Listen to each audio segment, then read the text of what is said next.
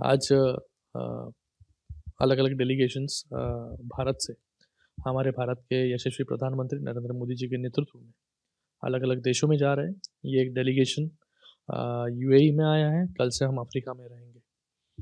जो संदेश हम लेके आए कि ज़ीरो टॉलरेंस अगेंस्ट टेररिज्म, जो संदेश हम दुनिया को देना चाहते हैं कि जिस प्रकार से भारत इतने सालों तक टेररिज्म से लड़ता आया है, जूझता आया है और टेररिज्म को हराते आया है।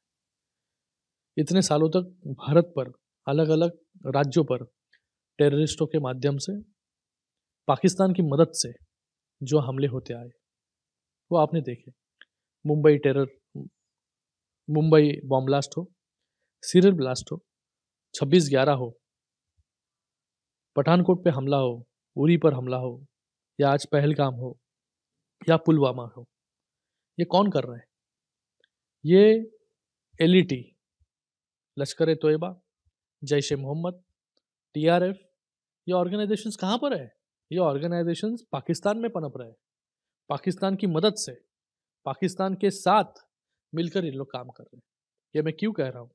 क्योंकि जब हमने ऑपरेशन सिंदूर में टेररिस्ट कैंपों को उद्ध्वस्त किया, टेररिस्ट कैंपों पर हमला किया, तब उसके अंदर 100 से ज़्यादा टेररिस्ट मारे गए और 3 टेररिस्ट कैंप्स बहालपुर, मुरीद के और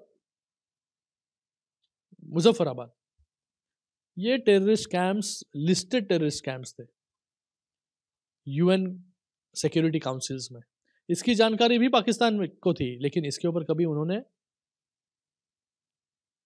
कोई कार्रवाई नहीं की। अलग अलग हमले हुए, मुंबई पर हमला हुआ, पठानकोट पर हमला हुआ, जॉइंट इन्वेस्टिगेशंस वहाँ पर हुआ। हमने पाकिस्तान को सबूत देने का काम किया, डीएनए सैंपल्स देने को काम किया टेररिस्टों का, लेकिन तब भी कोई कार्रवाई नहीं की। इसलिए आज हमने ऑपरेशन सिंदूर के माध्यम से इन टेररिस्ट कैंपों को उद्ध्वस्त करने का काम किया। और इसके बाद जब फ्यूनरल में आप देखो तो लिस्टेड टेररिस्ट वहाँ पर मौजूद थे, आर्मी के ऑफिसर्स वहाँ पर मौजूद थे, तो और क्या चाहिए? तो ये तो पूरी तरीके से खुलेआम टेररिस्टों को, टेररिस्ट ऑर्गेनाइजेशंस को पनाह देने का काम, स्पॉन्सर करने का काम भारत में ही नहीं, भारत के बाहर भी अलग अलग देशों में टेररिज्म फैलाने का काम पाकिस्तान कर रहा है।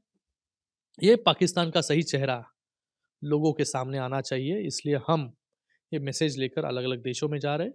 और यूएई जिसने सबसे पहले भारत के साथ खड़ा रहने का काम किया, सबसे पहले ये एक्ट को कंडेम किसने किया? तो यूएई ने किया। तो आज हम जब यूएई के मंत्रियों से मिले, शिष्टमंडल से मिले, अलग अलग डेलीगेशन से मिले उनके, हम अ, मंत्री शेख नयन जी से मिले, हम डिफेंस काउंसिल के चेयरमैन डॉक्टर अली रशीद अल नुआमी से मिले, अलग अलग ऑर्गेनाइजेशन से मिले, इंस्टीट्यूशंस में हम गए।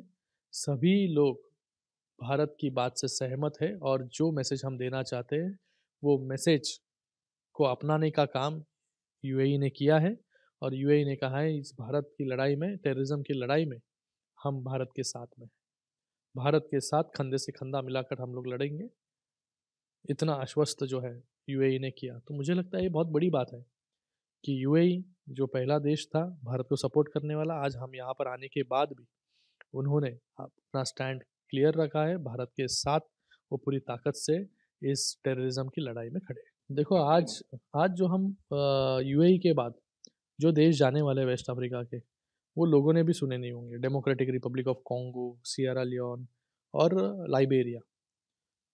लेकिन ये छोटे देश हैं, इनके खुद के कुछ प्रॉब्लम्स हैं, लेकिन इनको भी पता होना चाहिए कि भारत में क्या चल रहा है, इंडियन सब कॉन्टिनेंट में क्या चल रहा है, किस प्रकार से दहशतवादी गतिविधियाँ बढ़ाने का काम पाकिस्तान कर रहा है। और इन देशों में कुछ देश जो है ओआईसी नेशंस में है, कुछ देश नॉन परमानेंट मेंबर्स है यूएन में, और कुछ देश अगले साल यूएन के मेंबर्स होने वाले हैं। तो मुझे लगता है कि इन देशों का इन्फ्लुएंस भी आजू बाजू के देशों में है।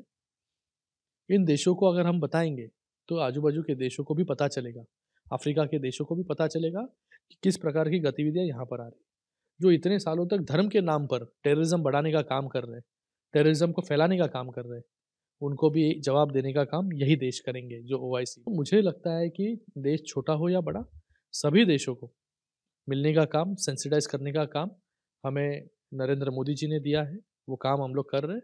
और सभी पार्टी के नेता इस डेलीगेशन में है, अपोजिशन के भी है, सत्ताधारी पार्टी के भी है, लेकिन आज हम सभी लोग एक सुर में भारत की बात कह रहे हैं, भारत की बात पहुंचा रहे हैं। भारत इतने सालों तक टेररिज्म से जूझता आया है।